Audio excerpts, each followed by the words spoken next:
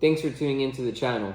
So we're going to be talking about Turo, and today's topic is going to be tips on finding the right vehicle for you to put on Turo. I'm going to show you what I did, and before we get into it, I'm going to ask for a big favor. Please smash that like button, leave some comments down below, and if you haven't done so, please consider subscribing. Now, getting into it, I'm going to show you on my computer, before I even got on Turo, what I did to find the right vehicle. Because on social media, I would see on YouTube, Instagram, a lot of guys and girls, they would say, hey, buy this, like for example, a Tahoe that's, brand new, could be $60,000 or more, depending on the one you get. And those payments are going to be $1,000 or more if it's new. Even a used one, the payments are going to be fairly high. And you got to understand, when you're buying a car, especially if it's an extra car, you got to understand something could happen to that car where it might be down, it might be at a body shop, and you may have to come out of pocket for those payments. So you want to make sure you're buying a car that if for some reason it was out for a month or so, that you have the money either in savings or you make enough to cover that expense. So that's just a tip to be on the safer side, and I like to throw that out there. So that's one of the reasons I started with economic cars, and the other reason I saw that they get rented a lot more. Because I would see examples where like, oh, buy, for example, again, I'll just use a Tahoe. And I'm not saying the Tahoe is a bad car. It is a good car, it does book, but you'll see someone say, hey, you can rent it out for $200 a day, 20 times out of the month. And that's a large number. And the reality is you have to look where you live, and because that doesn't happen everywhere. And some of the times what I'm seeing is some of these really expensive vehicles, they're not renting that well, and some of the hosts that have them, they're really pricing them really low, that sometimes I'm like, they must just be trying to offset their payments, because it's not going to make sense financially to make any profit if you're just you're giving it unlimited miles and $80 a day, a truck that costs 70 grand or 60 grand. So I see, by going on Turo all the time, it helps me find the pricing that the cars are going for. It helps me see what cars are booking better, and it gives me an idea by this trick that I do that some of you may know if you're already hosts. Helps me kind of get an idea how well that car's booking. So come around, and I'm going to show you on my computer what I do to see how cars book. All right, so here we are. We're on the Turo website. And before I started Turo, and even as a Turo host, I do this frequently. So I just put Orlando, you just put where you're from, and then we're going to pick some dates that are far out, so it's most likely the car won't be booked, and we'll see a lot of different hosts with the same vehicle. So right now we're in May 7th, so I'm gonna pick something in June. So I'm gonna pick a random day. I'm gonna pick it more than 2 days, because some people have the settings where it has to be a minimum 2 days or longer, and I want to see the most of the vehicle that I'm interested in. So I'm gonna put more than 2 days, and then I did it far out. I hit save here, and then we're gonna hit search. And right now, what you're gonna see is a bunch of cars are gonna pop out because I didn't do any filters on the car. So one option, if you don't already know, is you click here, and then you can select.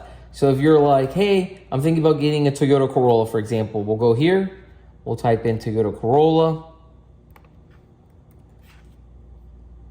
and there's even more ways to filter and more, but what I would do is just Toyota Corolla. I would see the different years and see how they're doing. So right here, you see the Corollas popping up, and you can see how many trips they have. So for example, this one has 100 trips. This one has 4 trips. Now, the reason you may see someone have less trips and someone have more trips, they could have been a host longer. This car might have just been added to their fleet. So those are things that you're going to look at more into depth when you click on it by seeing the comments and stuff, and we'll get into that. But I also look at the price and the time of month. So it helps also see how much they're going for. So right now for June, you can see this person's doing it at $30, which I think it's low. So that's just my opinion. It's their car. Everyone has different goals with Turo. Some people are just trying to offset their payments, and some of us are trying to make a profit. So it just depends on what you're on there for, but I go for the profit, but I'm going to click on this one. So I'll click on this one. I get to see the profile. I get to see their pictures, right? So I can go through all their pictures. They have 20 pictures. I can read what they put. And then I go down here and I see the reviews, right? And then most importantly, I'm going to click on the calendar. And then I'm going to see, look, for June, there we got some. So when you see these lines, and the reason I show this, so I'm going to go more into depth because now I'm a host. But when I wasn't a host, I didn't know this. The lines can mean a few things. It could mean the car's not available, but it could also mean that the car's booked. Now, this is about 95% accurate because what I learned being a host, the car technically might have went out on the 14th, for example, on this week booking. It might come back on the 21st, but it's not showing lines on those dates. Also, if it's a 1 day, it won't show. So if you're a host and you do 1 days, and let's just say the car got rented for the 6th, it may not show a line. So it won't give you exactly how, the exact number, how much that car is getting booked, but it gives you a good idea. So usually if you see one line like you see here on the 1 and you don't see any more lines out, that was a 2 day. So they did a 2 day, but you'll only see one line. But again, I learned that being a host. At first, I didn't know that, so I was just counting. So for June, I'll be like, okay, he's renting that car, for example, $30, and I'll be like, he's rented it out on the 1st, and then I'll be like 1, 2, 3, 4, 5, 6, 7. So I'll be like, oh, okay, for June, he already has 7 dates, and I would just check the month, see how he's booking, and towards the end of the month, I keep track of it on different people's profiles on the cars that were interested to add it up to see, hey, does this make sense?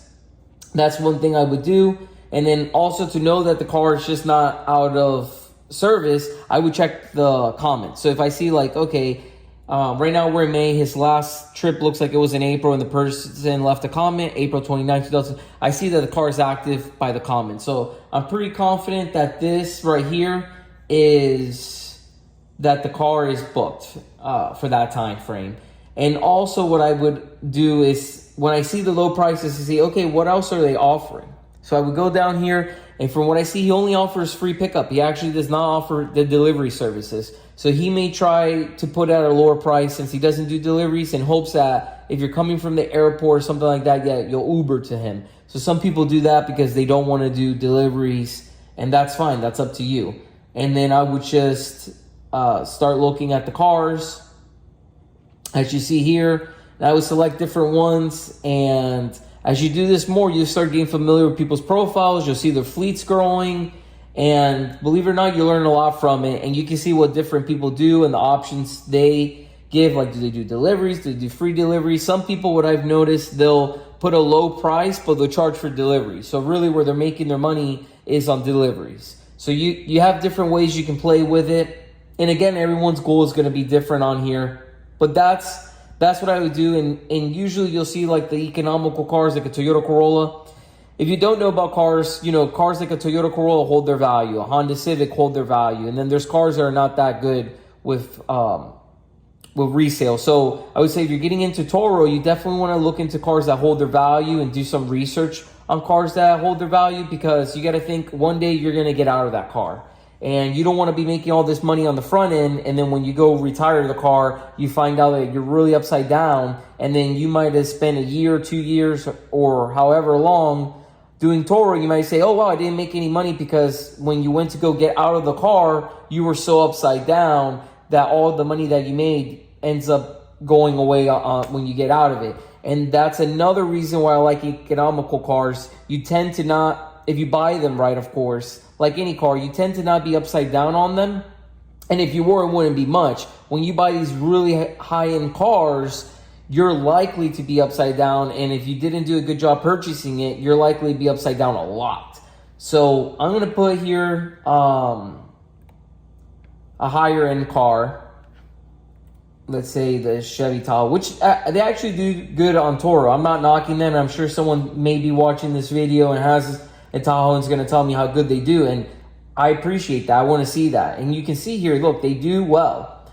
But, I see videos on Instagram and they'll say, yeah, I'll buy a Tahoe. I'm going to book it for $200 and book it a ton. Well, look, this is actually going for $71. Now, it is a 2020, but here you go. You got a brand new one, a 2023, and it's going for $80. So you have to do the math. Now, I'm not saying that they're not making a profit. They may be making a good profit, but I do take that into consideration. You do want to see the cost on that vehicle and how much it's going to cost you. And of course, every month, prices do vary. there's going to be some months where you're going to definitely make good money on a Tahoe or Suburban, especially around the holidays, but just things to take into consideration. And again, I go through the profiles and I look at them, and I'll look at the comments, and I'll go here and I'll look at the dates. And so for June, they got a good booking. They got a booking here that looked like it was going to be about 2 weeks. So that's really good. So like, again, you just want to, this is the research I would do before getting into the cars. And doing this, I would see some cars doing really well, and I would see some high-end cars not doing well where it didn't make sense. So I suggest, if you're thinking about getting into Turo, definitely try this out. This is something I did before I got onto Turo. It's something I still do when I'm considering adding a vehicle or replacing a vehicle for Turo. So I'm just showing you some of the things I do in hopes that it will help you. Also, if you want to check out some of my past videos, I got the lockbox I use. I got my no smoking stickers. I got some of the items that I use. I'm also going to attach links down below on this one. So if you're interested, you can check them out, and it might be a good fit for you. I really appreciate you watching. If you haven't done so, please consider subscribing. Don't forget to smash that like button and leave some comments down below. Thanks for watching.